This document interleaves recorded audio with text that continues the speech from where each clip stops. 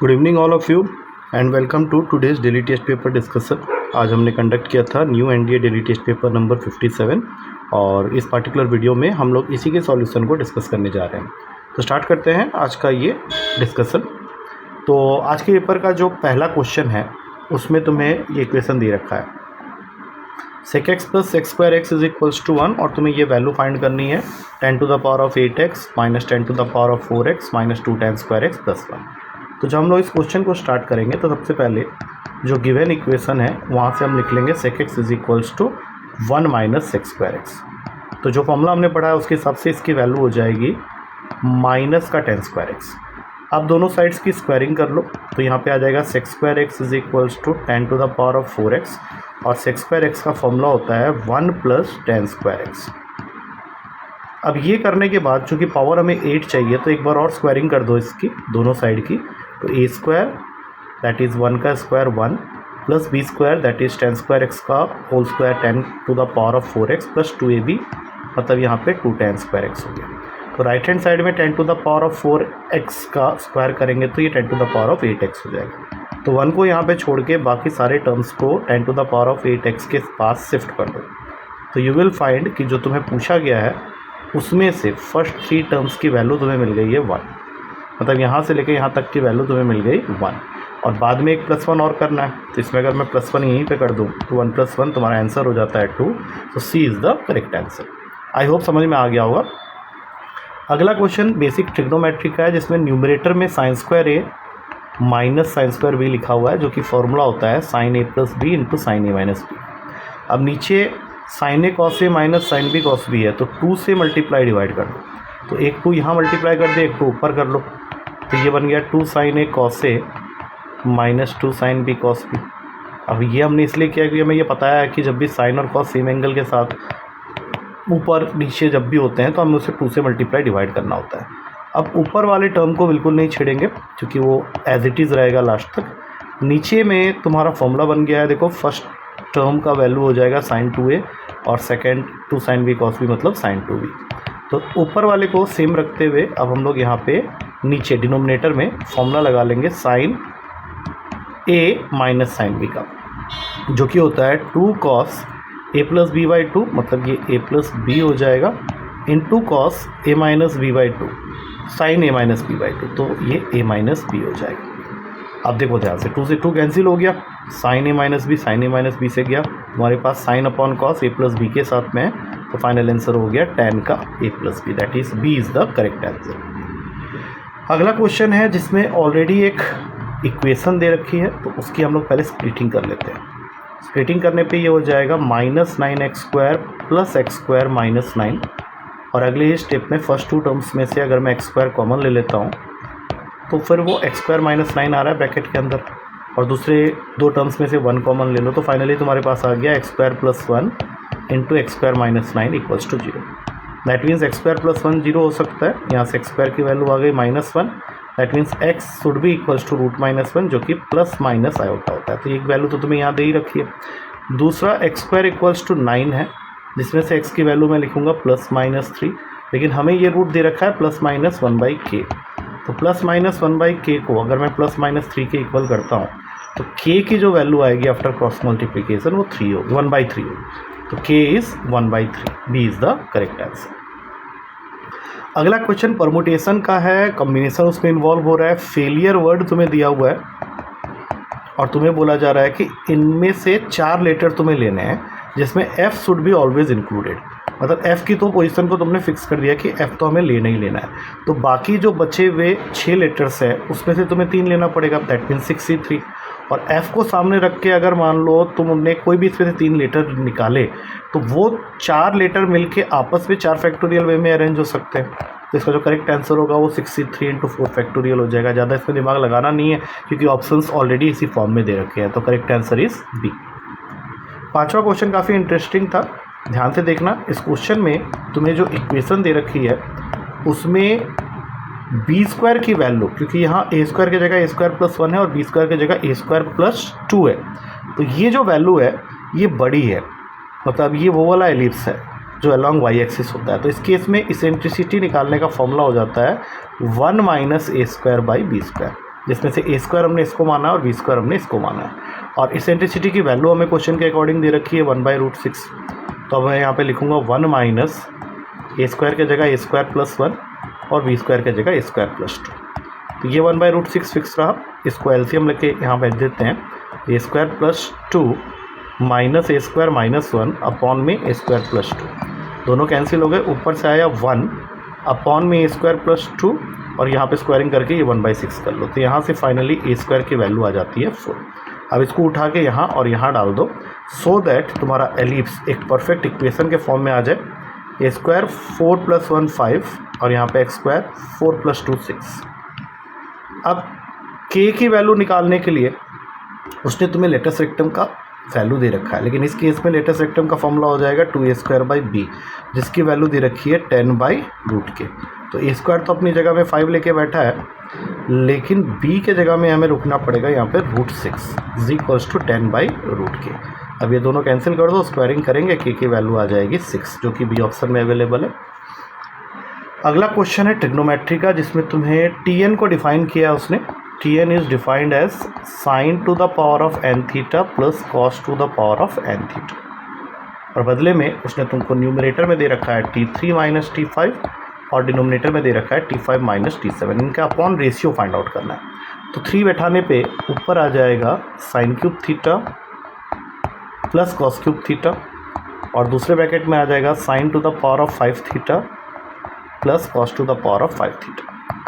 नीचे में भी इसी तरह से t5 की जगह sin to the power of 5 theta plus cos to the power of 5 theta, और 7 बैठाने पे sin to the power of 7 theta plus cos to the power of 7 theta. अब तुम्हें क्या करना है, जो साइन वाले टर्म्स हैं उनको एक ब्रैकेट में ले लो। जैसे sin³ थीटा यहाँ से निकला और दूसरे ब्रैकेट से आ जाएगा sin की पावर 5 थीटा, इनको मैंने एक साथ ले लिया, और प्लस cos वाले जो हैं उनको एक साथ कर लो, cos³ theta minus cos to the power of 5 theta.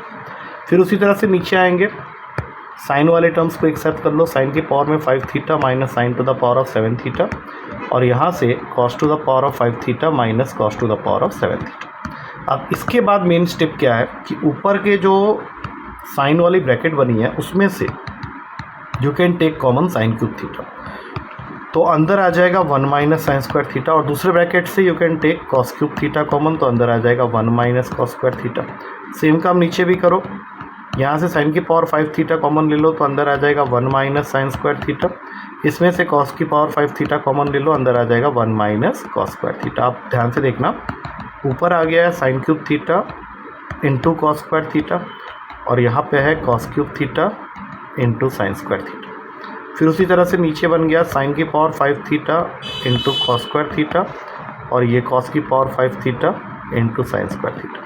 अब ऊपर वाले में से you can take common sin² theta into cos² theta, तो ऊपर बच जाएगा तुम्हारा सिर्फ sin theta plus cos theta.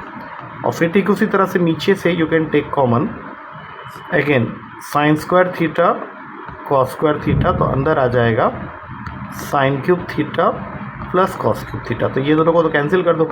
अब sin theta plus cos theta तभी आया है जब n की जगह 1 है, तो ऊपर वाली वैल्यू हो गई t1, और sin³ theta plus cos³ theta इसलिए आया क्योंकि n की वैल्यू हो गई t3, तो t1/t3 A option is the correct answer. हाँ, अगला क्वेश्चन काफ़ी इंटरेस्टिंग है, ध्यान से देखना। तुम्हें एक इक्वेशन दे रखी है 2f of sin x प्लस f of cos x is equals to x, और तुम्हें डेरिवेटिव करना है फंक्शन का, मेन फंक्शन का। तो अभी तुम्हारे पास मेन फंक्शन ही नहीं है, तो मेन फंक्शन को लाने के लिए मैं यहाँ पे x को रिप्लेस कर रहा हूँ π/2 - x। इससे क्या होगा, इसके नीचे इक्वेशन आ जाएगा 2f sin π/2 - x होता है cos x, और यहाँ पे cos π/2 - x लिखोगे तो वो हो जाएगा sin x, और इस x की जगह तो हमने π/2 - x कर दिया। अब मैं दोनों इक्वेशन को यहीं पे सबसे पहले तो 2 से मल्टीप्लाई कर देता हूँ।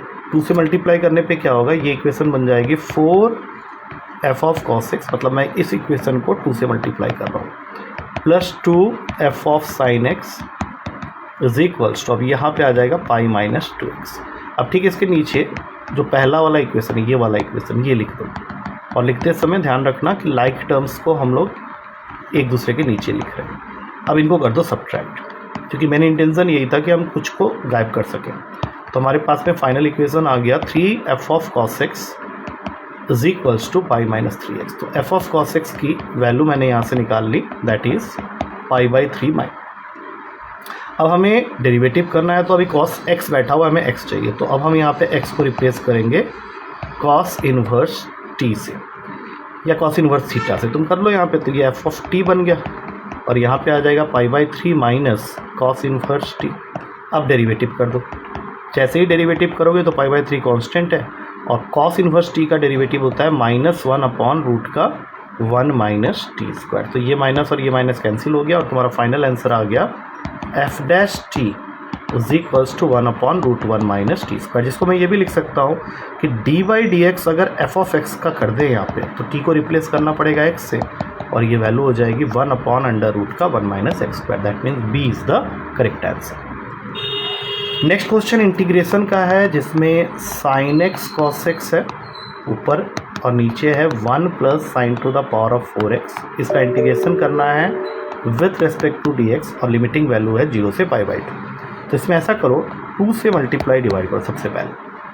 अब ये क्यों किया है मैंने, मैं बता देता हूँ, क्योंकि ऐसा करने के बाद हम लोग क्या देखने वाले हैं कि 2 साइन एक्स कॉस एक्स को तो कुछ नहीं होगा, लेकिन नीचे मैं लिख सकता हूँ 1 को 1 स्क्वायर और साइन की पावर 4x को साइन स्क्वायर एक्स का होल स्क्वायर। तो अगर मैं नेक्स्ट स्टेप में साइन स्क्वायर एक्स को टी पुट कर लेता हूँ, तो साइन स्क्वायर एक्स का डेरिवेटिव जो कि 2 साइन एक्स कॉस एक्स ही होता है टी एक्स के साथ ऊपर बैठा होगा, इसलिए मैंने किया था। तो ये बन गया 1/2 0 से। अब चाहो तो यहाँ पे चेंज कर लो, 0 डालोगे यहाँ पे क्योंकि टी कर दिया है तुमने, तो अगर x की जगह 0 डालोगे तो t 0 आएगा और x की जगह पाई बाई 2 डालोगे तो t 1 हो जाएगा। तो यहाँ पे 0 से 1 करके dt upon 1 plus T square, और ये तो सबको पता है कि 1 upon 1 plus T square tan inverse T का इंटीग्रेशन होता है 0 से 1। अब तुम अपनी वैल्यू डाल सकते हो यहाँ पे, टी के जगह tan inverse 1 minus tan inverse 0।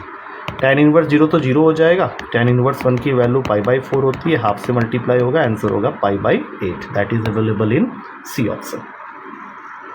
अगला क्वेश्चन लिमिट का है, जो कि आराम से तुम कर सकते हो। Limit extends to pi 1 plus cos cube x upon में साइन स्क्वायर एक्स। देखो एल हॉस्पिटल रूल में तो ये एप्लीकेबल है, लेकिन मैं इसको ऐसे ही सॉल्व कर दूंगा क्योंकि I know the formula for a cube plus b cube. तो न्यूमरेटर में मैं ये फॉर्मूला लगाऊंगा तो मुझे एक ब्रैकेट में मिल जाएगा A plus B whole multiplied with A square minus A B plus B square. That means ये बन गया 1 प्लस कॉस एक्स और दूसरे ब्रैकेट में 1 minus cos x plus cos square x, और नीचे साइन स्क्वायर एक्स को 1 माइनस कॉस स्क्वायर एक्स लिख के मैं उसको ब्रेक करके लिख लूँगा 1 plus cos x into 1 minus cos x. तो ये दोनों कैंसिल हो गए। अब हमारे पास में लिमिटिंग वैल्यू है x की पाई, और ऑल ऑफ अस नो कि कॉस पाई जो होता है वो -1 होता है। तो ऊपर आ गया 1 माइनस ऑफ -1 प्लस 1 और नीचे 1 माइनस ऑफ -1, तो 3/2 ये जरूर होगा आंसर में।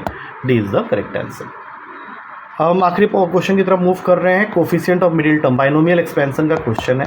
1 plus alpha x whole raise to the power of 4। सबसे पहली चीज़, इसमें n एक इवन नंबर है, दैट इज़ 4।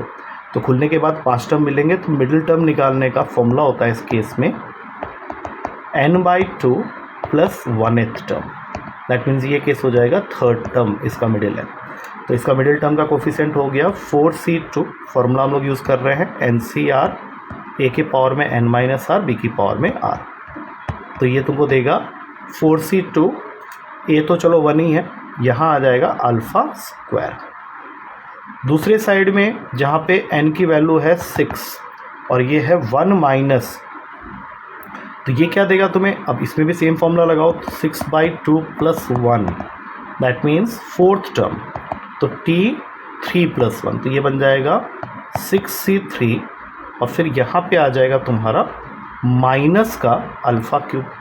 अब तुम्हें तो अल्फ़ा निकालना है, तो 4c2 की वैल्यू होती है 6 और 6c3 की वैल्यू होती है 20, तो ये यहाँ चला गया, ये दोनों कैंसिल हो गए, माइनस अल्फ़ा, तो अल्फ़ा की वैल्यू हो गई माइनस का 3/10, जो कि सी ऑप्शन में अवेलेबल। पेपर थोड़ा सा लेंथी लगा मुझे, but then still it has been solve in 15 minutes, within 15 minutes. तो एक बार सॉल्यूशंस को अच्छे से देख लेना, क्योंकि ये सॉल्यूशन वही बच्चे कर सकते हैं जिनके फॉर्मूलाज बहुत पक्के हैं। ठीक है, तो कल मिलते हैं नेक्स्ट पेपर की डिस्कशन के साथ। Till then take care and thank you to all of you.